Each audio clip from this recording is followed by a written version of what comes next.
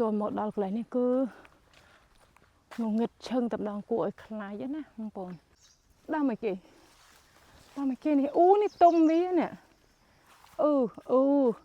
ខាងក្នុងវាអត់ទៅស្អាតទេបងប្អូនអ្នកណាដែលកើតស្រែងក៏ដែរគឺនេះទទួលសម្បកវាដាក់ហាលឲ្យដាំទឹកផឹកអញ្ចឹងមានបងប្អូនណាដែលកើតស្រែងជួយខមមិនប្រាប់ខ្ញុំនៅក្រោមវីដេអូផងនេះគឺជាភស្តុតាងដ៏សំខាន់មែនទែននេះគឺជាភស្តុតាងបងប្អូនអ្វីក៏ដោយ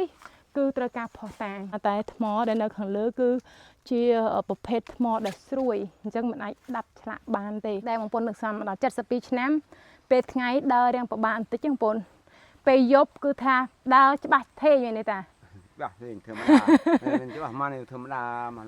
ហ្នឹងបងប្អូនហើយថ្ងៃក៏ដល់យប់ក៏ដល់តាដើរបានធម្មតាបងប្អូនគឺថាអស្ចារ្យឆ្នាំរកអីចងាយ12 13គីឡូទៅមកវិញបានចា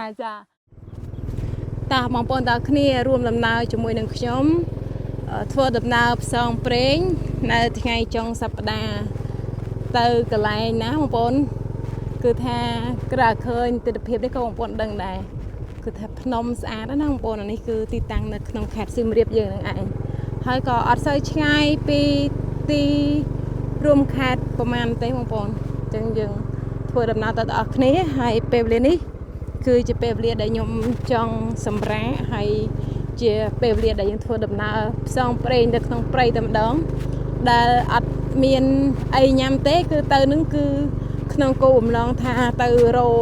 ត្រីរោខ្យងរោខ្ចៅនៅតាមព្រៃភ្នំក្រុមថ្មដើម្បីនឹងញ៉ាំក្នុងរយៈពេលដែលយើងទៅហ្នឹងណាអាចថាមួយថ្ងៃពីរថ្ងៃអញ្ចឹងហើយយើងក៏ដេកនៅទីនោះដែរបងប្អូនអញ្ចឹងហើយបងប្អូនចូលរួមដំណើរនេះជាមួយនឹងខ្ញុំហើយថាតើយើងធ្វើដំណើរលើនេះហ្នឹងគឺមានអ្វីខ្លះដែលយើងមើលហើយនឹងមានភាពសប្បាយរីករាយបែបណាខ្លះឬក៏មានឆ្លងកាត់ឧបសគ្គយ៉ាងណាយើងនឹងធ្វើដំណើរទៅហើយមើលជាមួយគ្នាឥឡូវនេះខ្ញុំបានជិះមកដល់ចកាស្រូវហើយបងប្អូននៅទីនេះមានចកាចន្ទីហើយមានចកាស្រូវដែរប៉ុន្តែមានពើងថ្មដ៏ស្រស់ស្អាតក្នុងចកាស្រូវបងប្អូនពើងថ្មធំនៅតំបន់ភ្នំកលែនគឺសម្បូរទៅដោយពើងថ្មធំអញ្ចឹងឯងស្អាតដោយបងប្អូនបានទស្សនាផុតតំបន់ចំការយើងចូលមកតំបន់ព្រៃវិញម្ដងបងប្អូនយើងឆ្លងកាត់តំបន់ព្រៃនេះបានទៅដល់កន្លែងដែលខ្ញុំនឹងនាំបងប្អូនទៅមើលខ្ញុំធ្លាប់ទៅម្ដងយូរហើយបើបងប្អូនចាំប្រហែលជាឆ្នាំមុនខ្ញុំទៅនឹងគឺទៅកន្លែងសត្វមកច្បាស់ណាស់ថាបងប្អូនស្គាល់នៅកន្លែងនោះដែរអញ្ចឹងថាតើនៅក្នុងរដូវកាលបៃតងនេះសត្វមកមានលក្ខណៈបែបណាហើយខ្ញុំទៅនេះគឺទៅសួរសុខទុក្ខតាដែរលោកតាច័ន្ទគាត់បានស្នាក់នៅទីនោះដោយបងប្អូនបានឃើញវីដេអូមុនរបស់ខ្ញុំយូរហើយអញ្ចឹងថ្ងៃនេះខ្ញុំក៏នឹកឃើញថាជាថ្ងៃចុងសប្តាហ៍ខ្ញុំក៏ចង់ឈប់សម្រាកលំហែកាយក៏មិនដឹងថាទៅណាក៏នឹកឃើញថាទៅសួរសុខទុក្ខលោកតាទៅលេងនៅសត្វមកហើយក៏ចង់ទៅដូចជាដំណើរផ្សងព្រេងមួយនៅក្បែរជើងភ្នំកលែនណាបងប្អូនហើយនៅខាងមុខខ្ញុំនេះគឺភ្នំកលែនដែលបងប្អូនបានឃើញអញ្ចឹងលឹមនៅខាងមុខហ្នឹងគ្រាន់តែឃើញពីចម្ងាយក៏សប្បាយដែរបងប្អូនដោយសារតែពេលវេលាហ្នឹងគឺរដូវកាលបៃតងអញ្ចឹងហើយយើងទៅលេងទៅកន្លែងណាក៏ត្រជាក់ភ្នែកដែរហើយផ្លូវដែលទៅនេះបងប្អូនឃើញពេលនេះដូចជាល្អជាងពេលមុនឆ្ងាយព្រោះអីកាលពីខ្ញុំមកពេលមុនហ្នឹងគឺមិនសូវមានអ្នកផ្សព្វផ្សាយទេហើយនៅកន្លែងនេះទៀតសោតហ្នឹងគឺពិបាកខ្លាំងរហូតទៅដល់มันអាចជិះម៉ូតូបានពេលខ្លះយើងអាចដើរម៉ូតូអញ្ចឹងណាខ្ញុំមកពេលមុនតែឥឡូវនេះដោយសារតែខាងអាជ្ញាធរគាត់បានរៀបចំផ្លូវទៅកាន់ទីតាំងកំសាន្តសត្វមកអញ្ចឹងហើយក៏បានរៀបចំផ្លូវនេះឲ្យល្អជាងមុនហើយក៏ស្រួលក្នុងការយើងធ្វើដំណើរដែរបងប្អូនអាចជិះម៉ូតូឬក៏ជិះកង់ក៏បានដែរហើយឡានបើសិនជាមានឡានដូចជាពួក off road អីក៏អាចមកតាមនេះបានយ៉ាងស្រួលដែរបងប្អូនទាំងអស់គ្នាអញ្ចឹងបើបងប្អូនមើលវីដេអូខ្ញុំនៅថ្ងៃនេះហើយបងប្អូនពិតជាចាប់អារម្មណ៍ចង់ចំណាយពេលមកមើលសត្វមកក៏ដូចជាមកចង់មានបទពិសោធន៍នៅក្នុងការដើរព្រៃនៅតំបន់ជើងភ្នំកលែននេះបងប្អូនអាចធ្វើដំណើរមកបានតាមរយៈផ្លូវដែលខ្ញុំបានប្រាប់បងប្អូននេះហើយខ្ញុំក៏នឹងប្រាប់បងប្អូនលម្អិតទៀតពីផ្លូវដែលយើងចូលមកហើយបងប្អូនបើចាប់អារម្មណ៍ចង់មកក៏អាចតាក់ទងជាមួយនឹងខ្ញុំបានដែរខ្ញុំនឹងដាក់លេខទូរស័ព្ទខ្ញុំនៅខាងចុងវីដេអូដើម្បី ងាយស្រួលដល់បងប្អូនដែលចង់ដឹងពីព័ត៌មានឬក៏ទីតាំងលម្អិតបងប្អូនអាចតាក់ទងមកបានតាមបទពិសោធន៍ដែលខ្ញុំមកហ្នឹងគឺមានត្រីមានក្តាមខ្ចៅខ្យងដែលយើងអាចគេហៅថាយកមកចិញ្ចឹមជីវិតយើងអស់រយៈពេលមួយគ្រាក្នុងការដែលយើងចំណាយពេលនៅក្នុងក្នុងព្រៃនេះអញ្ចឹងទៅថាតើសប្បាយកម្រិតណាហើយយើងមានអីគេខ្លះបងប្អូនយើងទៅតាមដានទស្សនាជាមួយគ្នាខ្ញុំនឹងអាប់ឡូតវីដេអូឲ្យបងប្អូនមើលតាំងពីខ្ញុំចេញមកដំបូងរហូតដល់ពេលវេលាដែលយើងត្រឡប់ទៅវិញផងដែរ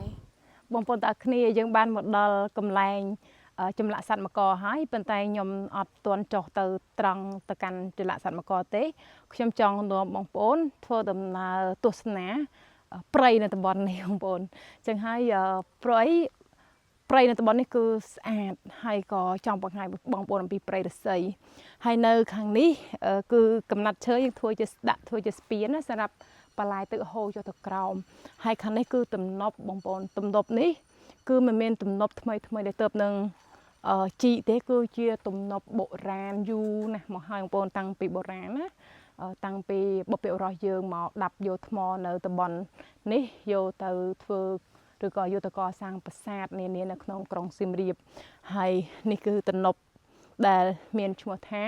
ទំនប់ទឹកងុចបងប្អូនហើយពេលដែលខ្ញុំមកដល់មិញគឺថាបងប្អូនមន់ព្រៃច្រើនមែនទែនមន់ព្រៃឡងព្រាតហើយមន់ព្រៃហ្នឹងគឺលឿនណាស់បងប្អូនឃើញក្លេកឃើញព្រឹបទៅអស់លីងចឹងមានមន់ព្រៃច្រើនហើយចូលមកកន្លែងនេះបងប្អូនគឺថាព្រៃឫស្សីគឺងងឹតឈឹងគួរឲ្យខ្លាចតែម្ដងបងប្អូនមិនត្រឹមតែខាងក្រោយខ្ញុំទេនៅក្នុងទំនប់ទឹកមួយនេះគឺព្រៃឫស្សីងងឹតឥឡូវបងប្អូនកលេចមកទៅខាងនេះវិញ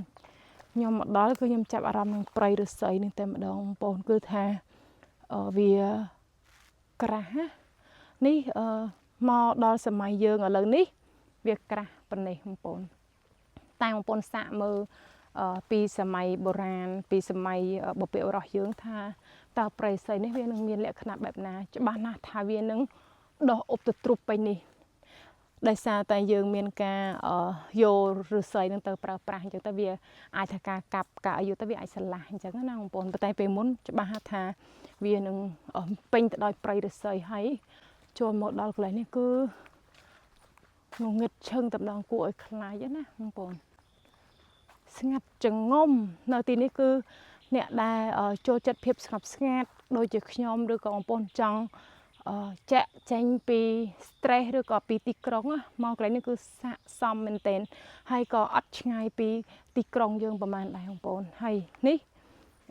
តាពាំងដែល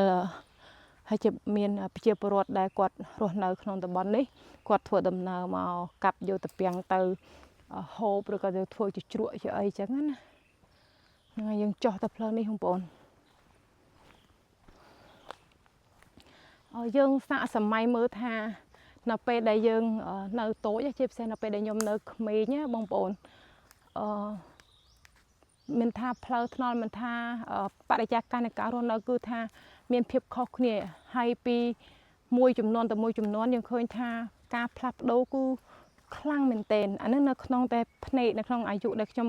កើតមករហូតដល់អាយុប៉ុណ្ណេះឃើញថាមានការផ្លាស់ប្ដូរច្រើនចុះទម្រាំពីប្រហែលសម័យកាលរាប់ពាន់ឆ្នាំមកថាតើ1000ឆ្នាំមុនកន្លែងនេះនឹងទៅជាយ៉ាងណាបងប្អូនច្បាស់ណាស់ថាវាពិតជាអស្ចារ្យមែនទែនហើយនៅខាងក្រោមនោះសុទ្ធតែកន្លែងដែលគេដាប់ថ្មទៀតបងប្អូនយើងធ្វើដំណើរទៅជាមួយគ្នាហើយរយៈពេល2ថ្ងៃនេះហើយខ្ញុំនឹងបង្ហាញបងប្អូនឲ្យបានឃើញកន្លែងផ្សេងទៀតដែរហើយនៅខាងស្ដាំដៃខ្ញុំនេះគឺដល់ឃើញផ្កាបងប្អូនក្រោយឃើញផ្កាភ្លាមគឺរំភើបដែរមកដល់ក្នុងព្រៃគឺយើងបានសម្រាកលំហែកាយសប្បាយចិត្តដោយសារតែយើងសប្បាយរីករាយជាមួយនឹងទិដ្ឋភាពក៏ដូចជាព្រៃព្រឹក្សាផ្កាអញ្ចឹងបងប្អូននេះឃើញទេគឺស្អាតខ្លាំងតែម្ដងហើយសម្រាប់ខ្ញុំវិញខ្ញុំចូលចិត្តកលេសដោយសារតែនៅក្នុងរុក្ខជាតិនីមួយគឺមានបែបបទសន្តានវាខុសៗគ្នាហើយវាមានសម្រស់ក៏ខុសៗគ្នាដែរបងប្អូនហើយស្អាតផ្កាចាហួយនោះមានច្រើនណាអញ្ចឹងសម្រាប់ដែលបងប្អូនដែលចូលចិត្តដើរព្រៃគឺថាអ្នកដែលចូលចិត្តមើលអញ្ចឹងឯងបងប្អូននេះ នេះបងប្អូនមើលដើមនេះបងប្អូននេះទោះបីយើងអត់បានស្គាល់ឈ្មោះវាក៏ដោយប៉ុន្តែពេលដែលយើងឃើញពីសភាពរបស់វាបងប្អូនមើលវាមានផ្កាមានផ្លែចេញមើលចេះអូស្អាតណាស់បងប្អូនទាំងអស់គ្នាហើយមើលដើមវាហើយខ្ញុំគឺសប្បាយរីករាយខ្លាំងគឺនៅពេលដែលខ្ញុំឃើញពីផ្កាពីរបស់ព្រៃដែលយើងអត់សូវធ្លាប់ឃើញនៅក្នុងភូមិស្រុកយើងណាអញ្ចឹងពេលដើមមកព្រៃចិត្តតែយើងឃើញវាផ្លែភ្នែកយើងទៅយើងសប្បាយជាមួយវានឹងឯងឃើញទេទោះបីជាវាមើលទៅអញ្ចឹងមែនប៉ុន្តែឃើញលក្ខណៈរបស់វាគឺថាខុសគ្នាទាំងអស់បងប្អូនដើរចុះមកដល់កន្លែងនេះខ្ញុំឃើញដើមនេះប្លែកជាងគេបងប្អូនដើមផ្សេងវាពេញរូបពេញរាងណាតែដើមនេះស្រាប់តែឃើញតែវាបាត់សបកអស់នៅជាងបងប្អូនឃើញនេះទាំងដល់ពេលដែលយើងមើលច្បាស់ទៅដឹងមូលហេតុហើយហេតុអីបានវាបាត់សបកអញ្ចឹងបងប្អូនផាយជាបងប្អូនក៏ដឹងដែរណាឃើញតែស្នាមក៏យើងដឹងដែរថាបុព្វបុរសយើងគឺបុរាណគឺចូលចិត្តប្រើណាស់រឿងថ្នាំខ្មែរថ្នាំបុរាណកាប់សបកព្រៃសបកឈើនេះអញ្ចឹងពេលដែលខ្ញុំមកដល់ក៏ឃើញដែរគឺថាដើមនេះដើមអីបងប្អូនស្គាល់ទេឃើញស្លឹកវាទេបងប្អូននេះដើមនៅខាងលើមានស្លឹកអាហ្នឹងឯងបងប្អូននេះផ្សេងនេះដើមហ្នឹងគឺដើមឆ្កែស្រែងបងប្អូនដើមឆ្កែស្រែងដើមនេះគឺជាថ្នាំបុរាណខ្មែរយើងដែលចាស់គាត់នរណាក៏ស្គាល់ដែរថាដើមនេះជាដើមថ្នាំហើយមិនថាម៉ែខ្ញុំឬក៏ចាស់ក្នុងភូមិទេឲ្យតែឈឺឬក៏មានគេហៅថារឹសដូងច្រមុះដោះសាច់ក្នុងច្រមុះគាត់ឲ្យទៅរកដើមឆ្កែស្រែងហើយអ្នកដែលណាដែលឮតែឈ្មោះឆ្កែស្រែងមិនដែលបានឃើញនេះបងប្អូនដើមវាហើយយើងគេកាប់យកវាអញ្ចឹងមកយើងរុះដោះវានឹងថ្មណាហើយយកកតិចរបស់វានឹងមកឈ្វងហឺតទៅឲ្យវាឬដងច្រមុះឬក៏សាច់ច្រមុះយើងនឹងវាបាត់វារួញទៅវិញអញ្ចឹងណាបងប្អូនអានេះជាចាស់បុរាណគាត់រស់នៅគាត់ពិសោធន៍ពឹងទៅលើថ្នាំខ្មែរបុរាណអញ្ចឹងឯងហើយសម្រាប់អ្នកកាត់ស្រែងក៏ត្រូវដែរបងប្អូនអញ្ចឹងអ្នកណាដែលកាត់ស្រែងក៏ដែរគឺនេះទទួលសបកវាដាក់ហាលឲ្យដាំទឹកផឹកអញ្ចឹងមានបងប្អូនណាដែលកាត់ស្រែងជួយខមមិនប្រាប់ខ្ញុំនៅក្រោមវីដេអូផងត្រូវការខ្ញុំកាប់ជឿទៅផ្ញើជូនបងប្អូនសម្រាប់អ្នកកាត់ស្រែងតែខ្ញុំអត់មានស្រែងទេតែខ្ញុំអាចជួយកាប់ជូនបងប្អូនទាំងអស់គ្នាបានឥឡូវទៅមុខទៀតបងប្អូនខ្លះតែអ្នកគ្រូនេះអ្នកគ្រូថ្នាំខ្មែរទៀតអត់ទេបងប្អូនអើយអានេះគ្រាន់តែចំណេះដឹងដែលឮតគ្នាពីចាស់បុរាណពីម៉ែពីតាអីមកទេបើថាទៅដាំទឹកផឹកអីគឺមិនសូវទេអត់ដែលធ្លាប់ញ៉ាំតែដោយសារតែអីទី1អត់មានស្រែងទី2អត់មានរឹសដូងច្រមុះអញ្ចឹងទៅក៏អត់ដែលបានញ៉ាំទេអូស្អាតណាស់បងប្អូនហើយព្រៃរស័យនៅខាងមុខខ្ញុំបងប្អូនអូមុនទៅមើលព្រៃរស័យមើលកន្លែងនេះសិនបងប្អូននេះដើមប៉ុន្តែអត់មានផ្កាហើយនេះអូអានេះបើមានផ្កាខ្ញុំចង់បង្ហាញបងប្អូនស្អាតណាអានេះដូចជាហ្នឹងហើយដើមទឹកដោះខ្លាបងប្អូនដែលអ្នកខ្លះហៅម្លិះព្រៃតែវាមិនម្លិះព្រៃទេវាជាទឹកដោះខ្លាហើយបងប្អូនទាំងអស់គ្នាមកមើលព្រៃរស័យបើយើងមើលវាត្រឹមតែព្រៃរស័យយើងឃើញថាវាអត់សូវស្អាតទេបងប្អូនតែបងប្អូនកលេចមកមើលថ្មព្រៃរស័យក៏ដោះនៅលើដាអញ្ចឹងណាបងប្អូនទាំងអស់គ្នាឃើញស្អាតខ្លាំងណាហើយប្រហែលជាពិបាកបង្ហាញបងប្អូនយ៉ាងឆ្ងាយតែបើបងប្អូនកលេចមើលចិត្តណាអាពួកប្រប្រក់ទូចដែលវាដោះនៅលើថ្មឬក៏នោះអូយស្អាតខ្ញុំចង់បង្ហាញបងប្អូនបន្តិចឥឡូវខ្ញុំសុំទៅបេះខ្ញុំថាបងប្អូនអត់ឃើញវាតែខ្ញុំចង់បង្ហាញចាពេលយើងចូលព្រៃរស័យគឺអញ្ចឹងឯងវាត្រូវតែឆ្លងកាត់ការជាប់ក្បាលក្នុងព្រៃនោះបងប្អូនឃើញអត់នេះខ្ញុំចង់មកឃើញនេះឃើញអត់អាហ្នឹងប្រភេទពពួកផ្សិតឬក៏ប្រប្រក់ដែលវាដោះមកតាមព្រៃតាមអីអញ្ចឹងពេលដែលធ្លាក់ភ្លៀងក្នុងរដូវវស្សាគឺថាស្អាតខ្លាំងហើយវាមានសន្តានបែបបត់វាគឺខុសគ្នាជាប់ឆាប់សោះខ្ញុំជាប់អីគេដោយសារអីយ៉ាចានេះជាអាវុធរបស់ខ្ញុំដោយសារឥឡូវនេះភ្លៀងរាល់ថ្ងៃអញ្ចឹង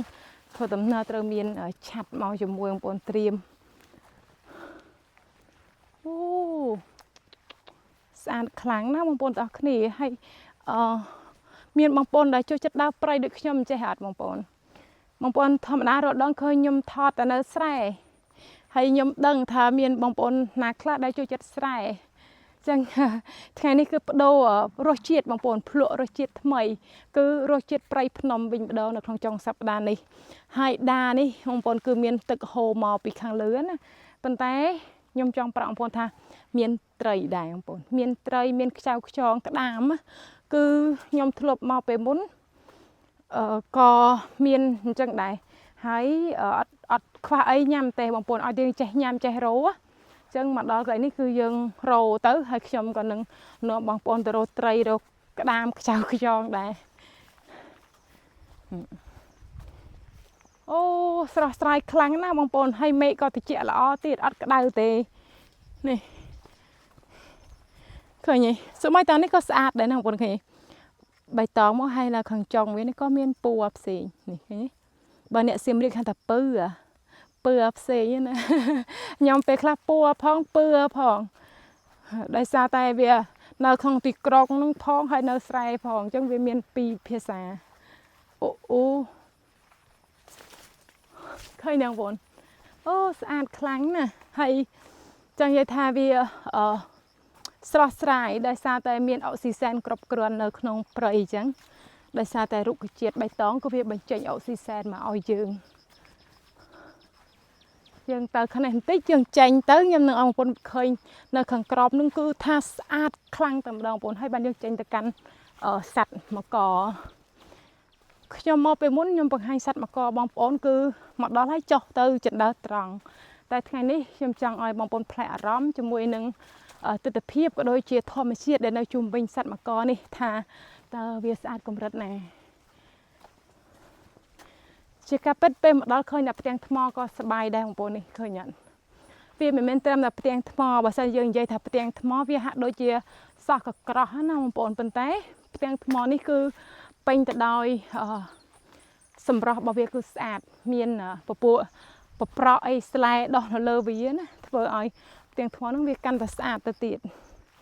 នេះយើងបានមកដល់ហើយនេះគឺជាចំការរបស់តាអូយបងប្អូនណាខ្ញុំបង្ហាញផ្លែឈើបងប្អូនណាអូនេះបងប្អូនណានេះឃើញទេ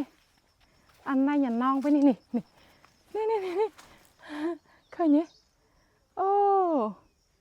ស្អីគេនេះបងប្អូនដល់មកគេនេះអូនេះទុំវានេះអូខាងក្នុងវាអត់ទៅស្អាតទេបងប្អូនប៉ុន្តែខ្ញុំចិត្តនេះស្អាតប្រហែលជាមិនមែនទេដូចជាដើមតដិតមិនមែនទេបងប្អូនខ្ញុំអត់ច្បាស់ខ្ញុំអត់សូវស្គាល់ច្រើនទេតែក៏ស្គាល់គួរសមដែរបងប្អូនដោយសារនៅតំបន់ដែលខ្ញុំរស់ហ្នឹងវាអត់សូវមានរុក្ខជាតិខ្លះអញ្ចឹងនេះបងប្អូនទាំងអស់គ្នាអូយើងមកដល់ចំការហើយក៏មានសត្វគោទៀតគោในស្រុកในភូមិក៏យកមកខ្វៀលតាមនេះយេស្អាតណាស់បងប្អូនឃើញទេអូស្អាតខ្លាំងណាស់ស្រស់ស្រាយអូ Hello អមបងប្អូនពេលដែលខ្ញុំនៅក្មេងខ្ញុំដល់ខ្វៀលគោខ្ញុំជាក្មេងខ្វៀលគោបងប្អូនហើយគោខ្ញុំក៏មានល្មមគួរសមដែរអញ្ចឹងខ្ញុំចេះធ្វើសំឡេងគោនៅពេលដែលបាត់គោខ្ញុំតែធ្វើចេះអមហេគេលឺខ្ញុំនិយាយភាសាគេហ្នឹងភាសាអង់គ្លេសចេះល្មមតែភាសាគោខ្ញុំចេះអាចថាច្បាស់ជាងភាសាអង់គ្លេសហ្មងតែសារមានតែមួយសំឡេងទេតែភាសាកបីក៏ខ្ញុំចេះដែរដោយសារខ្ញុំគឺជាក្មេងខ្វៀលកបីដែរតើបងប្អូនតើគ្នាយើងដើរទៅមើលថ្មបន្តិចបងប្អូនថ្មដែលបពាកបរោះយើងគាត់ដាប់យកទៅកសាងប្រាសាទណាចឹងយើងចូលទៅតាមផ្លូវរបស់នេះនៅក្នុងចំការចេករបស់លោកតាគាត់នៅទីនេះយូរហើយគាត់មកកាប់ឆ្ការព្រៃធ្វើចការអញ្ចឹងបងប្អូនដាំចេកដាំដំណាំតំណជុំវិញនេះក៏ដូចជានៅខាងក្នុងនេះក៏មានដែរហើយចេកគាត់កើតល្អដោយសារដីនៅកន្លែងនេះគឺដីល្អតែម្ដងហើយចការអញ្ចឹងអូខេយើងចូលទៅខាងក្នុងបន្តិចនេះខ្ញុំចង់បង្ហាញផ្ទាំងថ្ម ឲ្យបងប្អូនឃើញផ្ទាំងថ្មនេះសំខាន់ណាបងប្អូនអរគ្នាពេលមុនខ្ញុំអត់ដែលឃើញអត់ដែលដឹងថាមានផ្ទាំងថ្មដូចនេះទេ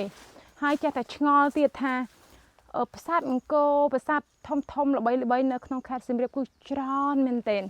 ខ្ញុំឆ្ងល់ថាបានថ្មមកពីណារហូតទៅដល់ចាស់ដែលគាត់អត់ដែលបានមកឃើញចេះមែនដូចថាពីសម័យម្ដាយខ្ញុំឬក៏យាយខ្ញុំអីអញ្ចឹងគាត់ប្រាប់ថាប្រាសាទហ្នឹងទេវតាចប់អីអញ្ចឹងណាបងប្អូនមែនស្ដាប់រឿងគាត់តាំងពីក្មេងៗមកណាហើយយើងអត់ដែលឆ្ងល់ទេពេលដែលគាត់ប្រាប់អញ្ចឹងប៉ុន្តែក្រោយមកទៀតខ្ញុំមានឱកាសបានឆ្ងល់ហើយក៏បានមករកឃើញកន្លែងនេះថានេះគឺជាភស្តុតាងដ៏សំខាន់មែនទែននេះគឺជាភស្តុតាងបងប្អូនអ្វីក៏ដោយគឺត្រូវការភស្តុតាងគ្រប់រឿងរ៉ាវគឺត្រូវការភស្តុតាងប្រវត្តិសាស្ត្រគឺត្រូវការភស្តុតាងហើយនេះគឺជាភស្តុតាងហើយខ្ញុំចង់ប្រាប់បងប្អូនថាមិនមែនតែប៉ុណ្ណឹងទេណាបងប្អូនគឺថាច្រើនកន្លែងមែនទែនច្រើនមែនទែនតាំងពីខ្ញុំដើរនៅក្នុងតំបន់នេះមកគឺខ្ញុំឃើញថាមានកន្លែងដាប់យកថ្មនឹងគឺច្រើនហើយកន្លែងខ្លះកម្ពស់រហូតដល់2ម៉ែត្រជាងក៏មានដែរហើយដាប់យកថ្មជាប្រលាក់ជាកណាត់អញ្ចឹងណាបងប្អូនហើយមកមើលថ្មនេះបងប្អូនណាអូនេះគេពពួក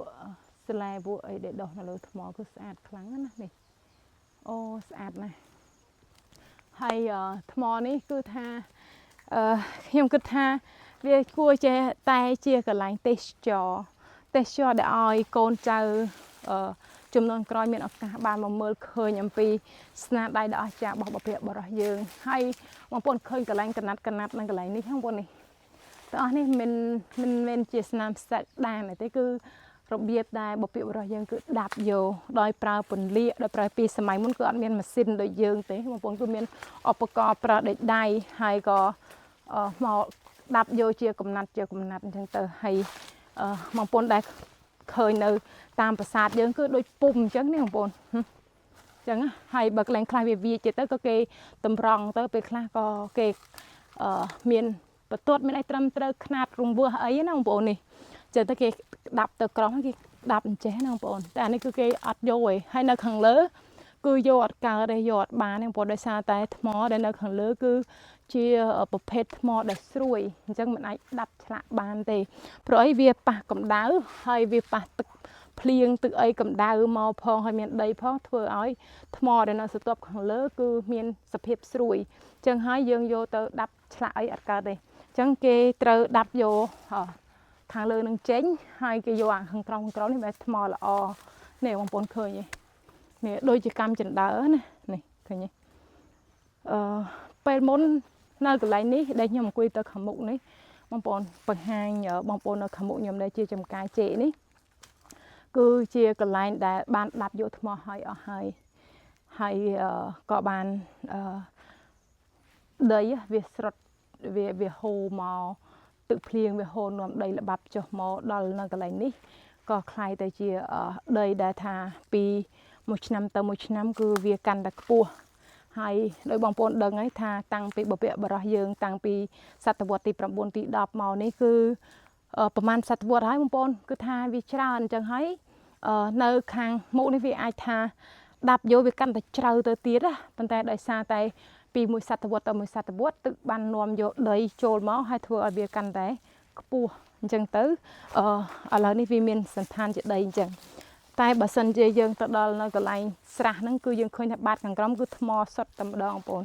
វាជាថ្មភក់ថ្មដាថ្មដែលល្អណាហ្នឹងហើយចំពោះថ្មនេះមានតែកន្លែងនេះណាបងប្អូនគឺថាដាច់ទៅកន្លែងច្រើនហើយក៏នៅតំបន់ផ្សេងនៅជុំវិញជើងភ្នំកូលែននេះគឺជាកន្លែងដែលពេញទៅដោយថ្មភក់ដែលបុព្វបុរសយើងបានដាប់យកទៅកន្លែងនេះកុំគិតថា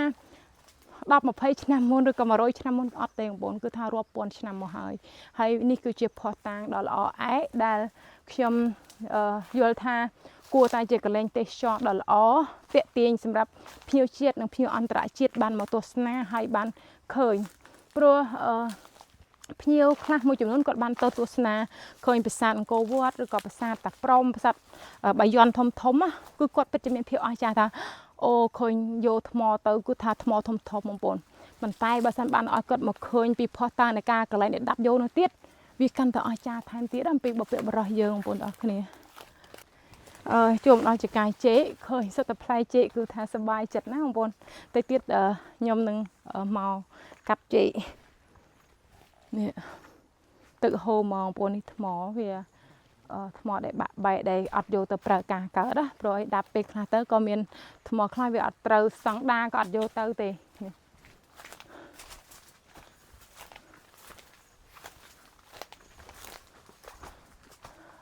នៅនេះចេកកើតល្អមកវនឃើញនេះសុទ្ធតែផ្លែចេកតង់ស្ទងហើយក៏ចិត្តដល់រដូវបន់ភ្ជុំហើយគឺថាចេកនឹងត្រូវប៉ាន់តែម្ដងបងប្អូនអាចថាមួយខែទៀតគឺល្មមកាប់យកទៅវិចនំវិចអីចាប់ដើមបើកថ្ងៃក្តៅហើយអាយ៉ា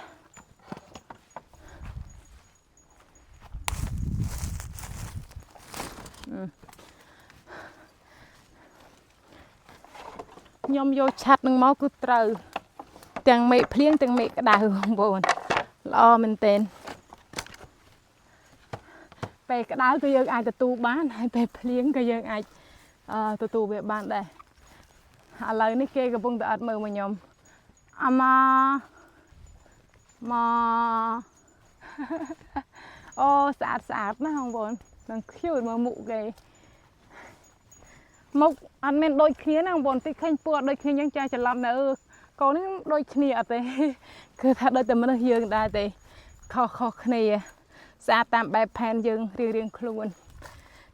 ហើយនេះធ្នក់ភ្លើងគោបងប្អូនមកដល់ឥឡូវនេះថ្ងៃម៉ោង 1 ហើយធ្នក់ភ្លើងក៏នៅតែឆេះព្រុយនៅឡើយទេអានេះបើបានទៅលងមកដុំមកដុតនេះល្អប៉ុណ្ណាណា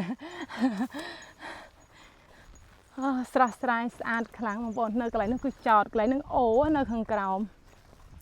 នេះខ្ញុំគ្រាន់តែចង់បង្ហាញបងប្អូនខ្លះទេហើយបើសិនជាបងប្អូនបានមកសម្រាប់នៅទីនេះទៀតអូកាន់តែល្អតែម្ដងព្រោះពេលងើបមកពេលព្រឹកព្រលឹមនៅកន្លែងនេះគឺបរិយាកាសអាចថាខុសគ្នាគឺថាស្អាតណាបងប្អូននេះពេលមុនសត្វតែព្រៃជាការចេកទេឆ្នាំមុនដូចខ្ញុំមកតែឥឡូវនេះតាគាត់បានសម្អាតដីចេញហើយគាត់ដាក់ដាំស្វាយចន្ទីបងប្អូនដោយសារស្វាយចន្ទីជាដំណាំមួយដែលយើងអាចដាំតាមកលុកកលៀតគៀនកោះតាមថ្មទៅមិនចេះបានខាងក្រោមនឹងអូបងប្អូនហើយអូនៅខាងក្រោមនឹងគឺសម្បូរត្រីអញ្ចឹងដល់ពេលវេលាដែលចាប់ត្រីរោត្រីអីខ្ញុំក៏នឹងមកដែរយើងចុះទៅខាងក្រោមទៅមើលសត្វចម្លាក់សត្វមកបន្តិចបងប្អូន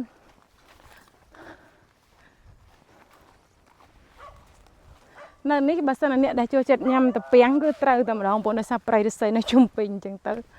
តាពាំងគឺអត់ខ្វះទេនិយាយទៅមានថាតាពាំងមានថាចេកទេតយងចេកគឺច្រើនដែរហើយមកទីនេះមិនភ័យខ្លាចថាអត់អីញ៉ាំទេបងប្អូនដោយសារតែសម្បូររបស់ព្រៃដូចខ្ញុំថាអញ្ចឹងឯងបន្លែមានតាពាំងមានតយងចេកមានអីទៅហើយតកួនអីវាដោះតាមទឹកតាមអីអញ្ចឹងណាវាអត់ខ្វះទេរបស់ញ៉ាំហើយសម្រាប់សាច់ក៏វាអត់ខ្វះដែរបើយើងចេះញ៉ាំអាយ៉ាអត់ខ្វះទេរបស់ញ៉ាំដូចជាខ្ចៅខ្យងក្តាមអញ្ចឹងទៅយើងអាចរោយញ៉ាំបានហើយមានកង្កែបមានអីណាបងប្អូនហ្នឹងហើយសាមញ្ញតែជាក្តីសុខសម្រាប់មនុស្សមួយចំនួនដែលគាត់ចូលចិត្តភាពស្ងប់ស្ងាត់ហើយសម្រាប់អ្នកជាពិសេសសម្រាប់អ្នកអត់មានលុយអញ្ចឹងគឺកន្លែងនេះគឺថាត្រូវតែម្ដងបងប្អូនចំណាយលុយចាក់តាសាំងមកគឺបានមកដោយជោគជ័យហើយអត់ទៀមទាអីច្រើនទេបងប្អូន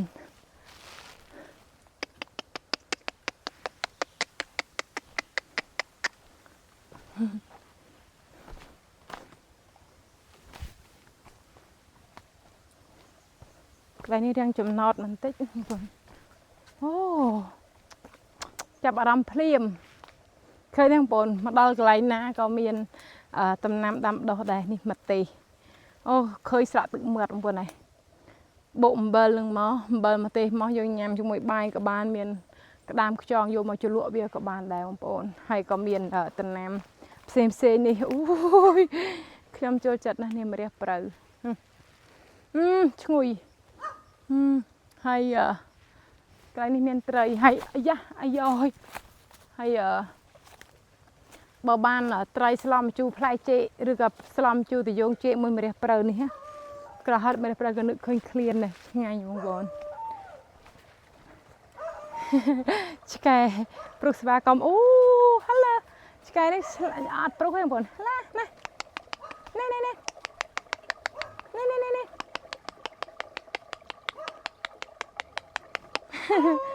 អូ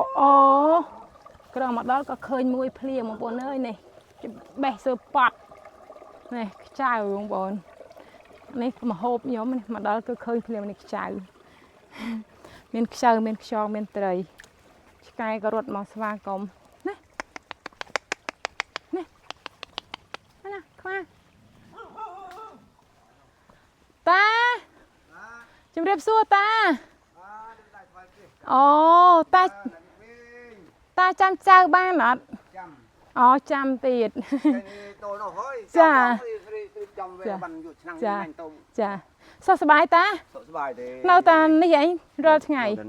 ចាំមានអីញ៉ាំថ្ងៃនេះនោះចៅកតុកស្លោអើយថាគេយកមកពីក្រោយមកពីនោះឯងអូមានស្លោទេមានទុកអើយចៅឡើងទៅមាញ់រងអាចដេកបានខ្ញុំសុំតាមកស្នាក់នៅនេះមក2ថ្ងៃអីបានទេតាបានណាតាសុខភាពអីមិនដែរតាក៏អីទេចៅក៏អីទេសុខភាពសុខសាន្តរហូតជាល្អរហូតបងប្អូនដល់គ្នាលោកតាអាយុប៉ុន្មានហើយអាយុលោកតា72ឆ្នាំចា72ឆ្នាំបងប្អូនតែខ្ញុំប្រាប់រឿងមួយបាទដែលបងប្អូននឹកស្មានដល់72ឆ្នាំពេលថ្ងៃដើររៀងពិបាកបន្តិចហ្នឹងបងប្អូនពេលយប់គឺថាដើរច្បាស់ថេយនេះតាបាទធម្មតាមិនច្បាស់មកនេះធម្មតាហ្នឹងបងប្អូនហើយថ្ងៃក៏ដល់យប់ក៏ដល់តាដើរបានធម្មតាដើរបានធម្មតាបងប្អូនគឺថាអស្ចារ្យឆ្នាំរអីចង្ងាយ12 13គីឡូទៅមកវិញបានចាហើយគាត់នឹងគឺនៅក្នុងព្រៃនេះឬក៏កន្លែងសត្វមកកនឹងយូរហើយប្រហែលឆ្នាំហើយតា6ឆ្នាំនេះហើយ6ឆ្នាំហើយបើរឿងឆ្នាំខ្មែរកបីឡើងកអីគឺថាសួរគាត់ទៅគឺមិនខុសទេបងតាមានទិសអីតាណាទេអ្នកចៅបាទគ្រាន់តែលឺអីគឺដេញទៅបាននោះឆ្នាំអីគឺដេញទៅបាននោះអូគាត់មានឆ្នាំច្រើនបងប្អូនបើលឺតែកបីឡើងកច្បាស់ជាមានបងប្អូនមួយចំនួនស្គាល់ហើយញាក់ចៅញាក់តាញាក់អញ្ចឹងកក្បីត្រោះទៅអត់ទៀតក្រអត្រាទៀតក្រអត្រានោះមិនទេតាសិតទៅដើមឆ្នាំសិតទៅដើមឆ្នាំអានោះធ្វើឲ្យមិនតាក្រអត្រាសំគ្នាមកយើងប្រើការទៅប្រសិទ្ធភាពក្នុងខ្លួនយើងគឺស្អាតម្ដងនិយាយស្អាតបានគ្រប់យ៉ាងស្អាតបានគ្រប់យ៉ាងបងស្ដាប់ទៅយល់ហ្នឹងបងបើអត់យល់មិនក៏ថាបញ្យល់ថាផ្សំមិនទៅយល់ខ្លួនឯងទៅបានដែរចាតាទឹកហូរមករហូតទេតានេះហូរទឹកមិនស្រកអីពីអ្នកចៅបងប្រហែលយប់នេះវោត្រឹមនេះគេដើរឆ្លងកែបឆ្លងលៀងចុះចង់ខ្លួននោះគេចាប់បាននោះចាក្តាមចង់ហ្នឹងបងប្អូនបងប្រុសរបស់ខ្ញុំបងសំណាងគាត់មកដេកនៅតាមហ្នឹងថ្ងៃអីគាត់មកនៅស្នាក់នៅមួយតានឹងផឹកថ្នាំតែគាត់អត់ស្រួលកាពះតែគាត់ផឹកថ្នាំធូរស្រាលហើយធូរស្រាលហើយតាចាអញ្ចឹងទៅក៏ខ្ញុំតនេដែរចុងសប្តាហ៍ក៏នឹកឃើញថាមកលេងតាក៏មកជុំគ្នាបានសប្បាយជុំគ្នាអញ្ចឹងណាបងប្អូនអ្នកចៅលោកចៅនេះទៅទឹកអប់ចាពឹងទឹកអប់ណាតាអូនេះចាអូនេះទឹកភ្លៀងត្រង់ទឹកហូបណាតាចាអូបានចុះខ្ញុំសុំមួយអានេះផងបានចូលមានដងទៀតបងប្អូនចាំទៅមើលដងទៀតឥឡូវមើលកន្លែងស្អាតហ្នឹងអញ្ចឹងនេះកន្លែងតាសម្រាប់នៅនេះតាមែនទេចានេះកន្លែងតាចាមួយម្នាក់តាំងកាលខ្ញុំមកល្មុនខ្ញុំសម្រាប់នៅនេះហើយតាំងកាលមុនមែនអត់អូខេចាហើយនេះធ្នក់ភ្លើងដុតភ្លើងហើយនេះខ្ញុំប្រាប់ឲ្យថាមកដល់នេះគឺអត់ខ្វះរបស់ហូបទាំងប៉ុណ្ណេះគឺថានេះត្រីនេះបានពីណាតាកាប់នៅនេះឯងចៅបងនេះដើរចាប់ងាកមាញ់ចៅបងលេងណាចាក៏ដើរកាប់ចាប់ត្រីទៅយីដល់រុកដល់រួនមិនតាឡើងក្តាមយូរទៅលេងនោះចាជឿតែរុកកាយខ្ញុំមកមើលគេនៅនេះបងប្អូនហើយនេះកញ្ចុះដែលទៅនឹងធ្វើក្រោយទេអូកាលនេះគឺខ្ញុំអាចសម្រាប់បានហើយទុកនេះសិនកាបូបសិនបង្ហាញបងប្អូននៅខាងនេះបន្តិចបងប្អូនខានឃើញយូរតែមកដល់ក៏នៅតែស្រស់ស្អាតដដែលចាហើយប្រៃរស័យឡើងតិចឈឹងតែម្ដងបងប្អូននេះកលែកមើលខាងនេះ ចា ហើយយាយនោះគាត់ញ៉ាទឹកតែឈើផ្លែព្រីមកអោយ ចាតែចាណែបងប្អូនទាំងគ្នានេះកន្លែងទឹកហូរឥឡូវនេះយើងមើលទៅវាស្អាតបែបធម្មជាតិមួយយ៉ាងប៉ុន្តែនៅពេលដែលភ្លៀងធ្លាក់ណាបងប្អូនគឺកន្លែងនេះក៏ទឹកហូរចិញ្ចាចមកពីលើធ្លាក់មកក្រោមនេះអញ្ចឹងនៅពេលដែលភ្លៀងធ្លាក់ខ្ញុំនឹងថតឲ្យបងប្អូនដោយសារតែរាល់ថ្ងៃគឺភ្លៀងធ្លាក់រាល់ថ្ងៃទេអញ្ចឹងកន្លែងនេះខ្ញុំនឹងថតនៅពេលភ្លៀងធ្លាក់បងប្អូនហើយយើងដើរទៅមើលសត្វមកកហើយខ្ញុំក៏សម្រាកបន្តិចហើយយើងនឹងជួបគ្នានៅក្នុងវីដេអូក្រោយដែលខ្ញុំនឹងធ្វើដំណើរទៅកន្លែងផ្សេងៗនៅតំបន់នេះបង្ហាញដល់បងប្អូនទាំងអស់គ្នាអញ្ចឹងសម្រាប់បងប្អូនដែលចូលចិត្តទស្សនាព្រៃព្រឹក្សាដូចជាទាំងថ្មអីហ្នឹងគឺថាចូលរួមដំណើរជាមួយនឹងខ្ញុំរយៈពេល2ថ្ងៃនេះខ្ញុំក៏នៅតែជឿជាក់ថាបងប្អូនពិតជាសប្បាយរីករាយក្នុងការធ្វើដំណើរនេះជាមួយខ្ញុំដែរយើងឡើងទៅខាងលើស្ពានអូនៅកន្លែងនេះក៏គាត់ដាក់ត្រីដែរបងប្អូននេះអាហ្នឹងគេហៅថាអ៊ុយបងប្អូនឥឡូវហៅអ៊ុយដូចជាទ្រូដែរដូចខ្ញុំបង្ហាញបងប្អូននៅក្នុងវីដេអូខ្ញុំដែលធ្វើដាក់នៅស្ទឹងណានោះគេដាក់ដែរហើយនេះជាសត្វមកកបងប្អូនចម្លាក់សត្វមកកនេះដូចដែលយើងបានឃើញនៅតាមជញ្ជាំងសិលាផ្សេងគឺជាចម្លាក់ដែលល្បីល្បាញនេះគឺថាខ្លាំងដូចជានាគដែរតែនៅក្នុងទឹកអញ្ចឹងណាបងប្អូនដែលហៅថាសត្វមកកបើឃើញតាមចម្លាក់បុរាណផ្សេងគឺយើងឃើញថាមានគាត់នឹងឯងគឺថាសត្វមកកនៅតាមជញ្ជាំងប្រាសាទនានាដែលឃើញនៅក្នុងក្រុងអង្គរគឺមានចម្លាក់របស់សត្វមកកនឹងតែម្ដងបងប្អូនទាំងអស់គ្នាហើយខ្ញុំនឹងធ្វើដំណើរទៅកន្លែងផ្សេងទៀតបង្ហាញបងប្អូនទាំងអស់គ្នាហើយក៏ខ្ញុំសូមបញ្ចប់វីដេអូនេះត្រឹមនេះសម្រាប់បន្តិចហើយទៅសួរសួរនិយាយលេងមួយតាហើយអរគុណច្រើនបងប្អូនបានធ្វើដំណើរមកជាមួយខ្ញុំដល់ពេលនេះក្នុងពេលវេលាចុងសប្តាហ៍ហើយខ្ញុំក៏ជឿជាក់ថាបងប្អូននឹងរីករាយបន្តទៀតក្នុងវីដេអូបន្តអរគុណច្រើនហើយជួបគ្នាវីដេអូក្រោយជម្រាបលា